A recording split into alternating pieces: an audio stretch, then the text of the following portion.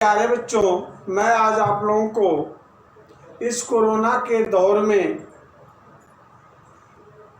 10वीं की क्षितिज गद्य खंड का प्रथम पाठ नेताजी का चश्मा पढ़ाने जा रहा हूं।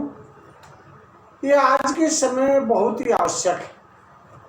इसके लेखक हैं स्वयं प्रकाश जी, जिनकी प्रमुख कहानियों में सूरज कब निकलेगा, आएंगे अच्छे दिन भी, उपन्यास बीच के विनय।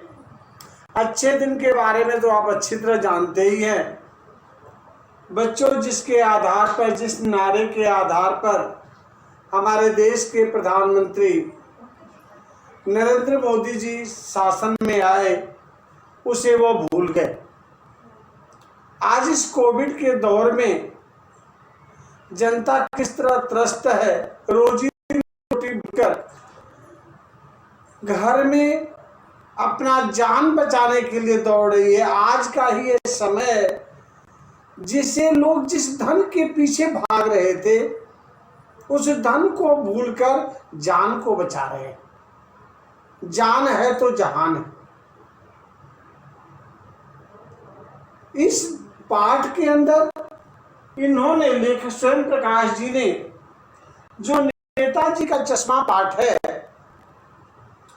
इस पाठ का व्याकरणिक ध्यान आपको दिलाना चाहता हूं। नेताजी, नेता वैसे जातिवाचक संज्ञा है, लेकिन नेताजी लग गया जब कोई संज्ञा किसी व्यक्ति विशेष के लिए प्रयोग किया जाता है तो वह व्यक्तिवाचक हो जाता है, व्यक्तिवाचक संज्ञा हो जाती है। अब नेताजी यहाँ सुभाष चंद्र बोस के लिए प्रयोग किया गया है, इसलिए यह व्यक्तिवाचक संज्ञा हो गया। अब आगे हम चलते। इसी प्रकार से जब व्यक्तिवाचक संज्ञा सबके लिए प्रयोग कर दिया जाता है तो वह जातिवाचक हो जाता है। और आजकल के जमाने में सबसे शुद्ध रूप से, जो कि उचित नहीं है, उस व्यक्ति के लिए, उस ब्रह्मर्ष के लिए, उस विद्वत जन के लिए, अमर व्यक्ति के लिए, अमर देवता के लिए, जिन्होंने सर्वस्व त्याग कर दिया। सृष्टि ब्रह्मा जी के मानस पुत्र होने के बावजूद भी उन्होंने सब कुछ त्याग कर नारायण को अपना लिया। जो समाज के लिए जिए, संसार के लिए जिए, नर देवता हर जीव के लिए जिए, उनका अर्थ आज केवल झगड़ा लगाने वालों में किया जाता है। नारद, दो आदमी में झगड़ा लगाने वाले को नारद कह दिया जाता है, और नारद आज जातिवाचक संज्ञा बन गई। लेकिन हम इस पाठ से जुड़ रहे हैं, नेताजी सुभाष चंद्र बोस के लिए प्रयोग किया गया है, इसलिए यह व्यक्तिवाचक संज्ञा है। काव्य व्याकरण के अनुसार संबंधवाचक कारक है, और चश्मा जो है जातिवाचक संज्ञा है। इस पाठ में स्वयं प्रकाश जी आज के समाज की परिस्थिति को व्यक्त कर रहे हैं। इनकी भाषा खड़ी बोली है। इसमें इन्होंने बताया है कि कैसा परिवेश है, गांव का दृश्य है, और उस गांव के दृश्य में छोटा सा कस्बा है जहां एक प्राइमरी स्कूल है।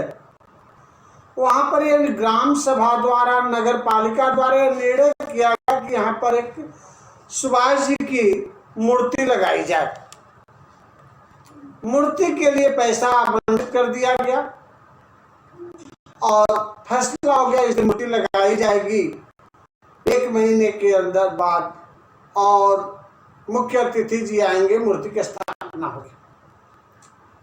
उस बगल में एक प्राइमरी स्कूल था जिसके ड्राइंग अध्यापक, चित्रकला के अध्यापक जो थे, उनके जिम्मे दिया गया कि आप ड्राइंग का, अपनी ड्राइंग कला द्वारा, अपनी चित्रकला द्वारा एक नेताजी का मूर्ति बना दीजिए, संगमरमर की मूर्ति बनाई। उन्होंने अपनी कठिन परिश्रम से, एकाग्रता से मूर्ति बना दी। यह स्पष्ट नहीं कहा जा सकता है कि समय अभाव में या कार्यकुशलता में या उनसे कोई गलती हो गई हो, चश्मा बना रहे हो टूट गया हो, लेकिन जो भी हुआ हो वे मूर्ति पर चश्मा संगमरमर का नहीं बना सके और चश्मा लगाए वो, ये आधुनिक जो चश्मे हैं यही चश्मा उन्होंने लगा दिया। मुख्य अतिथि आए, मूर्ति का उद्घाटन हुआ और चल दिए। समय के साथ ये जो चश्मा है ये तो आंधी तूफान बारिश में इसे टूटना ही है, खराब होना। अब वो चश्मा मूर्ति से उतर गया, माने तो देव नहीं तो पत्थर। मेरे बच्चों, इस भावना का आप कद्र करें।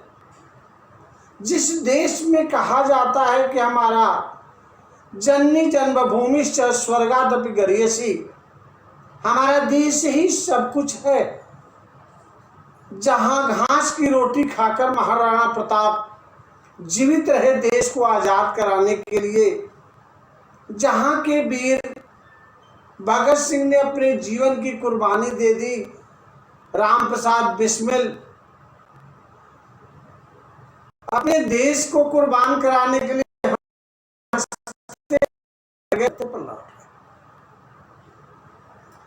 उस समय की बड़ी दर्दनाक घटना में राष्ट्र प्रेम को जागृत करने के लिए बातें आपके सामने कह रहा हूं। जिस दिन उन्हें फांसी होने वाली थी, उनकी मां उनसे मिलने आई। बिस्मिल के आंखों में आंसू आए थे। धन्य है वो मां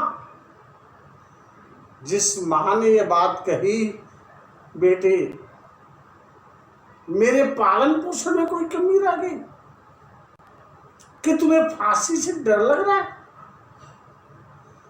बिस्मिल ने कहा नहीं, मुझे फांसी से डर नहीं लग रहा है। मैं आज इसलिए दुखी हूं कि अपनी मातृभूमि की सेवा मैं नहीं कर सका। लेकिन ये सत्य है कि जिस दिन भारत का इतिहास लिखा जाएगा, स्वतंत्र भारत का इतिहास लिखा जाएगा, उसमें तुम्हारा नाम अपनी मां को संबोधित करते हुए कहे स्वर्णिम अक्षरों में लिखा जाएगा। उस देश में और सुभाष चंद्र बोस की मूर्ति पर चश्मा न हो, यह कितनी विडंबना है। जिस कस्बे में वो मूर्ति थी वहां एक चश्मा बेचने वाला था, शरीर से कमजोर था, एक पैर से थोड़ा विकलांग था, लेकिन वह बक्से में चश्मा लेकर घूमता था, बेचता था, फेरी लगाता था। जब वो देखा कि चश्मा नहीं है तो वह अपनी बक्से से एक चश्मा लगा दिया। हालदार साहब इसमें प्रयोग किया गया है, यह तद्भव देश शब्द है। दरोगा जी वैसे हैं वो, लेकिन यहाँ पर हालदार शब्द का प्रयोग स्वयं प्रकाश जी ने किया है, देश शब्द का प्रयोग किया है। यहाँ की सामाजिक परिदृश्य को दिखाने के लिए उन्होंने, यही साहित्य है, साहित्य समाज का दर्पण होता है, तो वह साहित्य दिखा रहा है कि भाई वहां के लोग किस प्रकार के देश शब्दों का प्रयोग कर रहे हैं। हालदार साहब आते थे और एक चौराहा था जहां मूर्ति लगी हुई थी उस गांव का, वहां एक पान की दुकान थी, वहां पान रोज खाते थे। संजोग से उनकी नजर रोज मूर्ति पर पड़ती थी। देखते किसी दिन मोटा फ्रेम का चश्मा, किसी दिन पतले फ्रेम का चश्मा। एक दिन वो पान वाले से पूछे, भाई ये क्या तमाशा है, रोज मूर्ति पर अलग अलग तरह का चश्मा दिखाई देता है? मूर्ति वाले ने कहा, एक कैप्टन है जो चश्मा बेचता है, उस प्रकार का चश्मा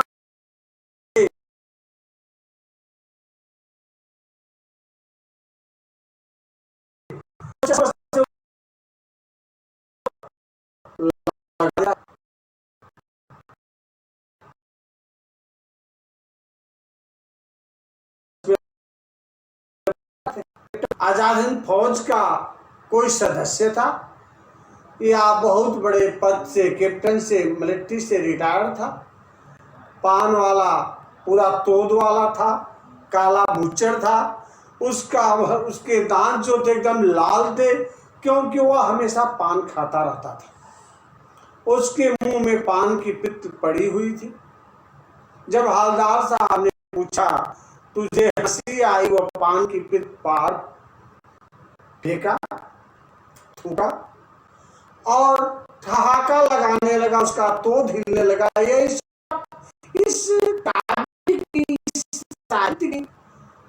परिदृश्य है जो उसके तोद का भी वर्णन किया जा रहा है, और उसका हंस रहा है तो उसका तोद हिल रहा है।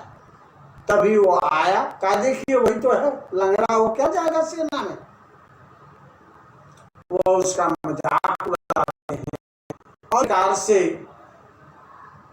पान वाले ने उनका जो मजाक उड़ाया उचित नहीं किया, जिसका लेखक ने अपने साहित्य में परिचय दिया है। और इस प्रकार धीरे धीरे समय बीतता गया। एक समय आया कि चश्मा वाला फेरी लगाते लगाते मर गया। सब पूरे कस्बे के लोग दुखी थे। पान वाला कहा एक दिन हवलदार साहब से कि अब इस मूर्ति पर चश्मा नहीं रहेगा, क्योंकि हमारा चश्मा वाला बेचारा मर गया।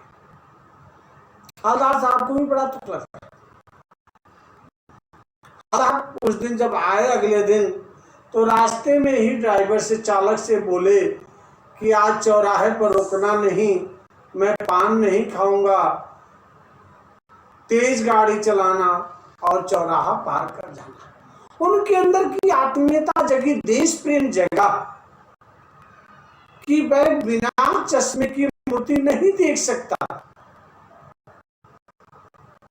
लेकिन जब चौराहे पर पहुंचे तो अनायास उस मूर्ति पर उनकी नजर पड़ी और उस मूर्ति पर देख रहे हैं सरकंडे का चश्मा लगा हुआ है। यहाँ भाव है कि कुछ भी हो जाए, हमारी देश की अस्मिता, हमारे देश की संप्रभुता, हमारे देश की इतिहास, स्वतंत्रता आंदोलन के वीर सपूतों के समर्पण त्याग को हमारे देश की जनता, हमारी आन बान शान नवजुवक भूल नहीं सकते। चाहे अपराध कितना भी बढ़ जाए, चाहे हम कितना ही भ्रष्ट हो जाएं, भ्रष्टाचार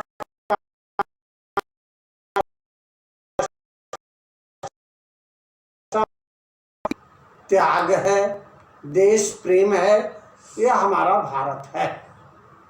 बच्चे सरकंडे का चश्मा लगाए नेताजी के चश्मा पर और राष्ट्र की गरिमा को बनाया। जब हवलदार साहब आए, देखे सरकंडे का चश्मा लगा हुआ है, उन्होंने ड्राइवर से कहा, चालक से कहा, गाड़ी रोको, गाड़ी बड़ी तेज थी, चलते चलते 1 किलोमीटर तक बाद रुकी। वह वापस लाए और मूर्ति पर जाकर सलाम किए और उन बच्चों को, जिन बच्चों ने उस पर सरकंडे का चश्मा लगाया, उनका अभिवादन किए। इस प्रकार से नेताजी के चश्मे पाठ का सारांश, भाव भंगिमा को मैंने स्पष्ट किया।